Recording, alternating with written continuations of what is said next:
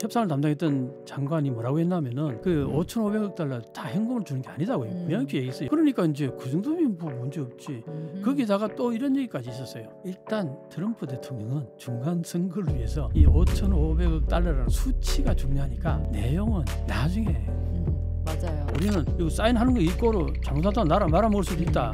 그럼 위기의식이 강하니까 당연히 체크를 하는 거고, 일본 입장에서는 그래도 조금 여유가 있고, 또 일본이 지난번에 아베가요 트럼프한테 약속했던 뭐 옥수수 1조 수입 같은 거? 뭐 해주겠다 해놓고 하나도 안 지켰어요. 얘기만 하고 다 날려버린 거죠. 우리 또 그렇게 하지 뭐. 또 그렇게 하지 뭐. 충분히 충분히 그랬을 가능성이 있어요. 일본 입장에서 보니까 제2의 프라자 합의는 완전히 엔화를 폭등시켜버렸는데 지금 5,500억 달러 정도는 이거 뭐 그중에 현금은 1, 2% 보내고 그다음에 병자, 보정 이런 정도는 나쁘지 않아. 그건 나쁘지 않아. 프라자 합의에 비하면 뭐 그냥 괜찮지 않냐? 일본 전문가 이명찬 게이오대 박사와 다카이치 사나의 자민당 총재 선출의 의미, 그리고 도대체 왜 이렇게 일본 정계가 시끄럽고 시끄러운 것의 변수는 무엇이고 정리가 과연 될 수 있을까라는 것까지 정리를 해봤습니다. 지금 인터넷 끝판왕에서 모르면 못 받는 통신지원금 80만 원 설치 당일 즉시 입금받을 수 있습니다. 내가 내는 월 요금에 포함되어 있는 거라 이거 안 받으면 결국 나만 손해보는 겁니다. 통신지원금 80만 원에 합리적인 요금 설계로 결합 할인 72만 원까지도 놓치지 않고 챙겨준다고 하는데요. 꼭 가입하지 않아도 됩니다. 지금 견적만 받아봐도 스타벅스 커피 쿠폰을 드립니다. 현금 사은품을 혹시라도 더 주는 곳이 있다면 차액 150%를 보상한다고 하니까 다른 데 알아볼 필요도 없습니다. 365일 상시 상담 가능하니까요. 1555-4471로 전화하시거나 더보기란 고정 댓글 링크로 확인해 보시기 바랍니다. 그래서 오늘은 환율의 영향을 비롯해서 우리와 경쟁하는 산업군도 많은 일본 경제 상황 얘기해 보겠습니다. 일본 경제는 우리 경제의 주요 변수기도 해서 돌아가는 상황을 잘 체크해야 되잖아요. 네. 그 아베노믹스의 부활을 예상하십니까? 다카이치 사나이가 총리가 되면? 되면은 뭐 다 기정사실로 하고 있죠. 뭐 그거는 뭐 강력하게 선거 기간에도 네. 분명히 주장을 했었고 음흠. 그렇게 가겠다고 보는 거예요. 왜냐? 이시바 시게루가 왜 지금 저 선거에서 선거에서 내리졌냐? 내리졌느냐? 네. 그게 이제 긴축 재정 얘기 나왔었잖아요. 음. 야당이 전부 세금 감면하자. 음. 그다음에 지원금을 주자. 음. 달라. 여론이 그랬단 말이에요. 네. 그 야당이 다 그렇게 주장했고. 음. 그런데 이제 이시바 시게루는 그걸 안 받아들인 거 아니에요? 음흠. 왜? 일본 재정 경제가 빚이 너무나 심각하니까 계속 그렇게 했다가는 정말 큰일 난다. 이런 차원에서 안 했단 말이에요. 네. 그러니까 책임 있는 정당으로서의 이제 책임 있는 총리의 역할을 했군요. 그렇죠. 그 역할을 한다고 그렇게 했는데 네. 그런데 다카이치 사나이는 아베노믹스가 그거는 이제 결국 뭐냐면은 자, 이시바 네가 그렇게 하자는 대로 해서 그렇게 경제가 좋아졌냐? 이 얘기를 하는 거예요. 어떻게 바로 좋아지나? 그러니까 네. 그 1년밖에 안 됐는데 좋아지나? 그리고 또 궁금한 게 이시바가 그렇게 뭐랄까 좀 강도가 높은 수준의 그 긴축 재정을 한 것 같지도 않거든요. 그러니까 BOJ가 예를 들면 돈을 걷어들이는 과정 뭐 그거를 보니까 100년에 걸쳐 사들이겠다 뭐 제가 이런 기사도 본 것 같아요. 굉장히 속도가 점진적이다. 참 일본스럽다. 우리나라 같으면 한 번에 다 집어넣어 막 이런 식으로 갈 텐데. 근데 그것도 그렇게 속도도 안 빠른데 그렇게 사람들에게 반발을 샀을까 싶더라고요. 그러니까 지금 현재 일본 서민들의 생활이 너무 빡빡한 거예요. 팍팍하다 보니. 보니까 좀 먹고 살게 해달라 이 얘기예요. 근데 이제 엔화는 떨어지고 실질 임금은 오히려 계속 마이너스 되고 물가는 올라가고 그러니까 국민들 입장에서는 어떻게 좀 해달라 이거예요. 어떻게 좀 해달라. 근데 가장 지금 심각한 게 예를 들어서 내가 200만 원 받으면은 그 50% 가까이가 이게 공제가 된다 얘기예요. 그러면 100만 원 받는다. 내 손에 직접 받게 되는 봉급이 네. 49%인가 50% 가까이예요. 거의 공제가 세금 예. 이것저것 다 네. 떨어져 나가는 게. 그러니까 이제 세금을 좀 줄여달라 이거예요. 그럼 세금을 줄여달라가 야당들이 전부 다 야당이 하나로 뭉칠 수 있는 건 딱 하나. 감세. 요걸로 가지고 우리 가자. 그러면은 그 하나로 가면은 야당들이 뭉칠 수 있어요. 뭉칠 수도 있다. 뭉칠 수도 있어요. 그렇군요. 근데 아베노믹스의 부활을 예상하냐고 제가 여쭸던 이유는 그게 이제 어떻게 보면 재정 확장, 네. 돈 풀기, 네. 그다음에 감세 이런 거잖아요. 그 금리는 내리는 것 그렇죠. 이런 금리를 안 것들이겠죠. 올리는 거죠. 안 올리는 것. 네. 지금 올리는 추세였으니까 올리는 적어도 추세였는데 안 올리기만 해도. 네. 근데 지금 아까도 우리가 일부에서 얘기했지만 부채가 너무 많아서 재정을 확장하는 게 괜찮을까? 일단 네. 이게 있고 그다음에 물가가 이미 높잖아요. 네.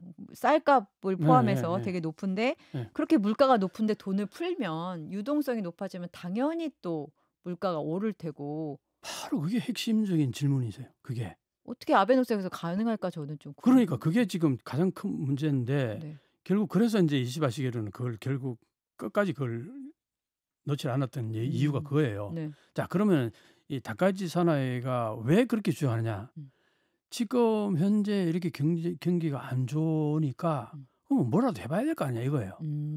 그러면 또 돈을 좀 풀어서 그게 아베노믹스의 그 주장이었잖아요. 디플레이션에서 돈을 풀면은 그게 어쨌든 시중에 이제 뭐랄까 구매력이 좀 올라가고 네. 구매력이 올라가게 되면은 회사도 좀 이제 수입이 생기고 그러면 이제 임금도 좀 올려줄 수 있고 그 선순환 그걸 노리고 이제 주장하는 거란 말이에요. 네. 근데 아베노믹스가 그렇게까지 해왔는데 안 됐잖아요 지금까지. 그걸 또 한다는 얘기거든요. 그 이러지도 못하고 저러지도 못하는 상황이니까. 네. 그러니까 이게 가장 큰 문제고. 자, 그래서 이제 제일 문제는 뭐냐니까 작년 7월달에 네. 일본 은행이 빚이 너무 많으니까 지금은 이제 빚이 너무 많더라도 문제가 안 됐던 이유 뭐냐? 금리가 거의 마이너스 수준이고 0.1이고 뭐 이러니까 마이너스 금리고 있잖아요. 빚이 아무리 많아도 이자가 줄 게 별로 없잖아요. 그러니까 문제가 안 됐어요. 잠깐 잊어버리면 되니까. 근데 지금 어때요? 금리를 올라갔잖아요. 지금 네. 마이너스 금리 사라지고 지금 0.5까지 올라갔단 말이에요. 그러니까 이제 문제가 발생하는 거예요. 이 그렇게 많은 빚이 이자가 막 이제 나가기 시작하는 거잖아요. 그러니까 지금 재정 적자, 그러니까 국가 부채 문제가 그럼 더 심각하다는 얘기가 더 되는 거잖아요. 심각해지니까 이제 문제는 어떻게 되냐? 그러면 어떤 문제 풀어야 되냐? 이 빚을 줄여야 되겠다. 네. 그 빚을 줄이기 위해서 작년 7월달에 한 게 금리 올리는 거 하나 하고 또 하나는 지금까지 국채를 일본은행이 거의 막 사들였는데 이제 조금씩 덜 사들이겠다. 그래가지고 매달 6조 엔씩 국채를 사들이던 것을 4분기로 나누는 건 석 달씩 나누면 4분기잖아요. 그죠? 그 석 달마다 4천억 엔씩 줄여나가겠다. 그래가지고 2년 정도 후에는 내년 2026년 1, 4분기 그때에 2.9조 엔 사들이는 걸로 얼마 되지도 않는데. 그러니까 반액 줄이는 거죠. 6조 엔에서 3조 엔 가까이로 줄인 거잖아요. 그걸 단계별로 계속해서 줄여나가겠다. 그럼 국채를 일본은행이 안 사면은 누가 사야 될 거 아니에요. 그럼 누가 사냐 이거예요. 그게 누가 사려면은 금리가 높아야 될 거 아니야. 근데 지금까지 일본은행이 금리를 1 이하로 딱 낮춰놨잖아요. YCC 뭐 그래가지고 곡선을 딱 그려놓고 그걸 풀었어요. 그러니까 이게 어디까지 1.0 이하였던 것이 지금 1.7까지 올랐어요. 그러니까 이게 금리가 올라갔잖아요. 네. 이거 지불해야 될 이자가 진짜 빠빠빠빠 늘어나고 있는 거예요.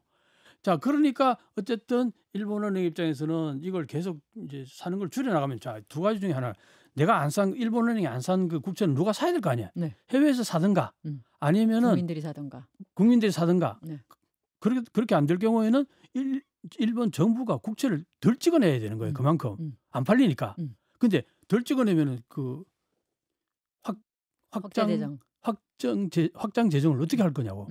근데 이 사람은 다카이치 사나이는 확장 재정을 하겠다는 거 아니에요. 그럼 어떻게? 국채를 더 찍어내겠다는 거예요. 그러니까요. 아니 그리고 거기다 감세까지 있으니까 돈을 더 찍어내야겠죠. 감세분을. 그러니까 감세하니까 이제 세수가 줄어드는 거 아니에요. 그걸 메꾸기 위해서 국채를 더 찍어내야 되고. 그럼 지금까지 덜 사겠다 했다가 오히려 더 사야 되는 거예요. 6조보다도. 이런 상황이 벌어지면 제일 먼저 문제가 해외에서 일본 국채 이거 문제가 있다. 이게 지금 제일 걱정하는 거예요. 경제학자들이 전부 다 하나같이 하는 얘기야. 일본 국채는 사실 되게 안전한 자산이라는 평가가 되게 많았는데 지금은 안전하다고까지도 아니에요. A A인가 뭐 그리고 우리보다 2단계는 낮아요. 아, 그런가요? 그렇죠. 네. 여기에서 한 단계 더 떨어지고 하면은 잘못하면은 이제 문제가 발생하는 거죠. 그렇군요. 그 문제를 제일 두려워하는 거예요. 그러니까 지금 일본 은행이 그나마 정상적으로 가기 위해서 0.5%까지 금리를 올렸잖아요. 그거 또 올린다고 했었잖아요. 그러다가 다카이치 사나이가 되는 순간 못 올릴 거예요. 그다음에 국채는 더 찍어낼 거예요. 자, 그러면은 지금까지 빚을 덜 사들게 했다가 오히려 더 사들여야 될 판국이 되잖아요. 빚을 더 낸다. 그 일본은행이 다른 데 안 살 거란 말이에요, 이거. 왜냐하면 국채가 보통 3% 4% 정도 돼, 이자가. 다른 나라들 보면은. 근데 일본 아직 1.7%밖에 안 되니까 이게 이자가 낮잖아요. 그러니까 인기가 없는 거야. 그 일본 국민들이 90% 갖고 있는 이유가 있군요. 그렇죠. 그 일본 국민들은 어떤 면에서는 이제 일본 정부를 믿는 부분도 있고 뭐 우리 정부 거니까 하여간 사주기도 하고 뭐 그런 것도 있고 어쨌든 그랬는데 시장에서는 도태될 상품이네요. 시장 가격이 아닌 거죠. 왜곡된 거죠. 어떻게 보면. 그렇군요. 그 이걸 이제 다카이치 사나이가 감세하는 순간 세수는 줄어들고 줄어든 만큼 국채는 더 찍어내야 되고 지금 덜 사겠다 했던 걸 계속 더 사야 되고 이 문제가 발생하는 순간 제일 먼저 해외에서 반응할 거라 이거 보는 거죠.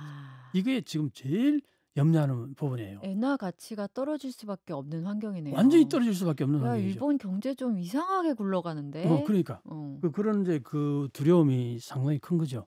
그리고 엔화 가치가 떨어지면 또 문제가 엔화 가치 대비 달러 가치가 또 높아지게 되잖아요. 그럼 달러 가치가 또 높아지면 거기에 또 우리 원화의 가치가 또 거기 또 쓰리 쿠션을 맞아서 또 떨어지더라고요. 근데 우리도 이제 민감하게 반응을 이제 인동이 되겠죠. 당연히 될 텐데 우리가 사실 일본이 엔화가 그렇게 막 떨어질 때 우리는 그 정도는 안 떨어졌었잖아요.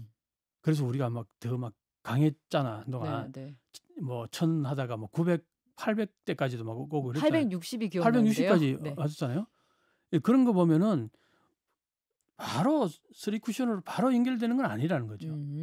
그런가요? 어느 정도 버퍼링이 있다는 겁니다. 한국은 어쨌든 지금 우리 이제 내부에 우리는 리더십이 딱 단단해졌잖아요. 5년 대통령제니까. 그렇기 때문에 어느 정도 이 컨트롤이 가능하단 말이에요. 그래서 내가 볼 때는 일본만큼 그렇게 막 이게 원화 가치가 떨어지진 심하지는 않을 거라고 나는 봐요. 다행이네요. 그래도 어느 정도 영향은 받겠지만. 영향은 어느 정도 있겠지만요. 알겠습니다. 그리고 또 여쭤보고 싶었던 건 그겁니다. 그 일본이 우리와 앞서서 이 트럼프의 미국과 관세 협정을 했습니다. 그런데 이 관세 협정에서 일본이 무슨 자신감이야 싶을 정도로 굉장히 불리한 조건에 합의를 했단 말이에요. 그래서 이면 합의가 있는 거 아니야? 이런 수준이었어요. 그런데 이게 일본 내부에서도 나름대로 좀 문제다라는 얘기가 있었는지 다카이치 사나이만 유일하게 그 선고 과정에서 재협상을 할 수도 있다.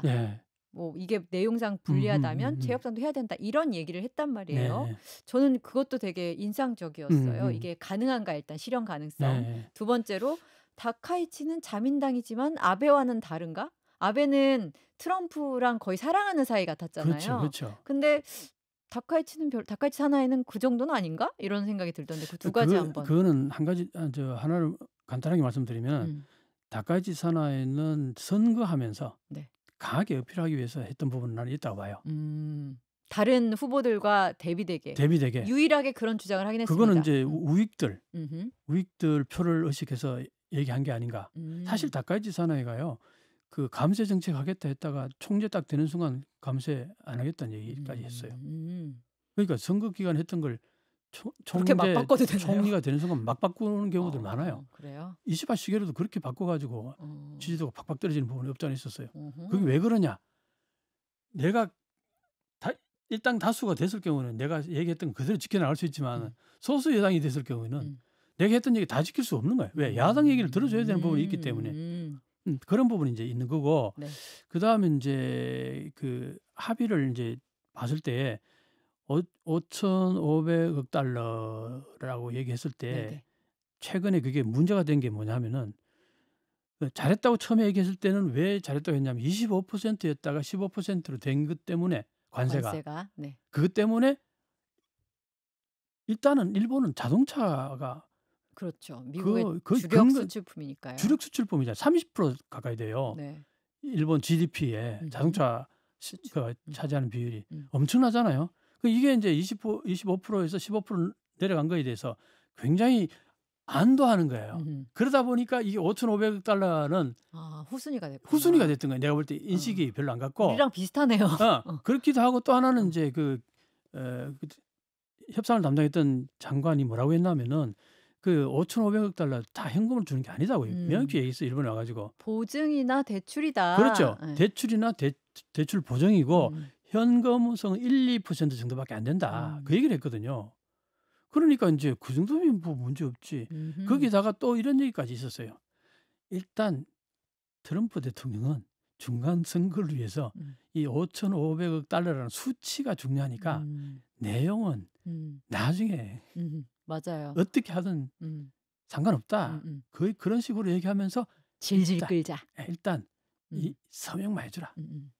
그랬을 가능성이 농후하다 이렇게 보는 겁니다. 우리랑 너무 비슷해요. 비슷하죠. 우리도 그런 식으로 가다가 네. 나중에 이제 사인하려고 보니까 이거 뭐야 현금 선불이야 뭐야 이렇게 돼서 사인 안 한 그렇죠. 거잖아요. 그것 때문에 그런 거예요. 그러니까 이제 결국 뭐냐 트럼프가 문제는 일본에게 있다고 얘기할 수 없는 게 트럼프의 문제가 있는 거예요. 그렇죠. 그건 맞죠. 명확하게 얘기를 안 하고는 자꾸 엉뚱한 소리 딴소리를 하니까.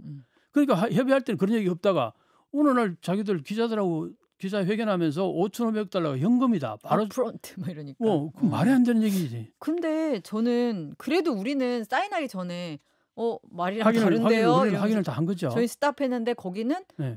예예 이러면서 사인을 했단 말이에요. 그 차이는 이제 이겁니다. 일본은 그래도 여유가 좀 있는 거고 우리는 여유가 없으니까. 외환 보유액부터 시작해서. 외환 보유액부터 시작해서 그런 부분에서 이제 차이가 있으니까 우리는 이거 사인하는 거 이거로 잘못하다가 나라 말아먹을 수도 있다. 그럼 위기의식이 강하니까 당연히 체크를 하는 거고 일본 입장에서는 그래도 조금 여유가 있고 또 일본이 지난번에 아베가요. 네. 트럼프한테 약속했던 뭐 옥수수 1조 원 수입 같은 거? 뭐 해주겠다 해놓고 하나도 안 지켰어요. 아하. 얘기만 하고 다 날려버린 거죠. 우리 또 그렇게 하지 뭐. 또 그렇게 하지 뭐. 충분히 그랬을 가능성이 있어요. 그렇군요.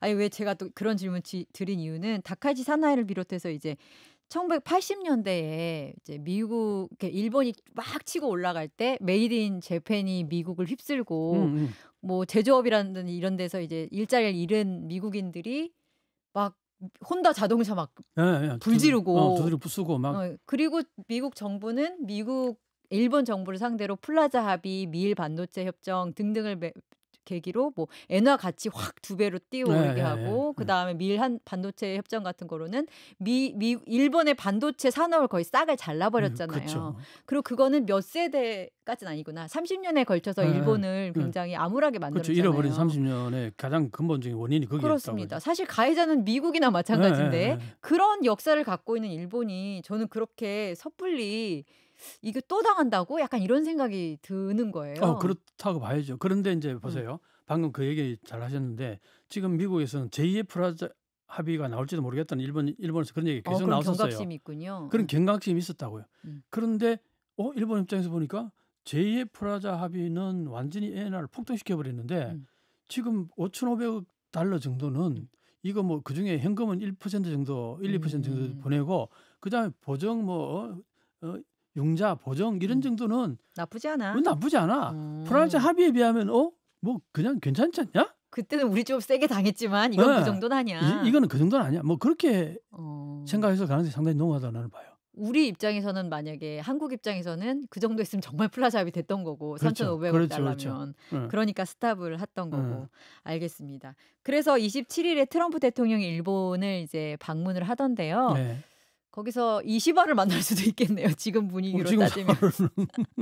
아직 못 바꿨어 이러면서. 지금은 누굴 만날지 알 수도 없어요. 근데 또 트럼프는 이시바를 또 상대하지 않을 것 같은데 모르겠네요. 그건 그때 가봐야 알겠네요. 그렇죠.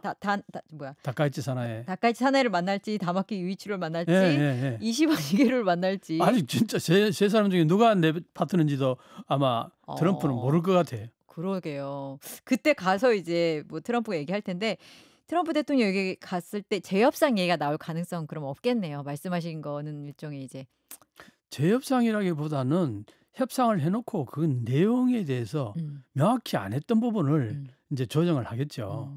어차피 사인을 해버렸으니까 이걸 사인 자체를 물리는 건 내가 볼 때 불가능할 거라 보고 트럼프 그걸 물려주겠어요. 절대 안 되죠. 절대 안. 그러니까 이제 내용을 가지고 이제 얘기를 하는 거겠죠. 일본 입장에서는 하는 게 1, 2% 정도 현금 보내주고 나머지는 전부 그 융자 보정 뭐 이런 식이다. 그렇게 강하게 이제 튕길 거고 공간을 만들려고 노력하겠다. 그러니까 이게 거기 굉장히 넓은 거예요. 스펙트럼이. 너무 넓어요 지금. 너무 넓잖아요. 총리 후보 3명이고 지금.